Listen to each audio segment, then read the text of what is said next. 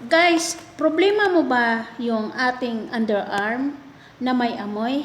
Kung isa ka dyan, may simple tips ako na ibibigay sa'yo. Simple remedy lang tong ituturo ko para sa'yo. So, unahin mo lang sa pag-shampoo yung ating underarm kasi kailangan nating ibabad siya ng 3 to 5 seconds bago ka maligo. While nagtututbrush ka, ishampuhan mo muna yung ating underarm. Pero, hindi lahat ng shampoo na pwede nating ilagay sa ating underarms. So, pagkatapos mo nang nag-toothbrush, pwede ka nang maligo. So, ito lang po yung ginagawa ko araw-araw. Proven tested to guys. Good for 24 hours. Wala talaga amoy yung ating underarms. Ito lang pong ginagawa ko araw-araw na shampoo.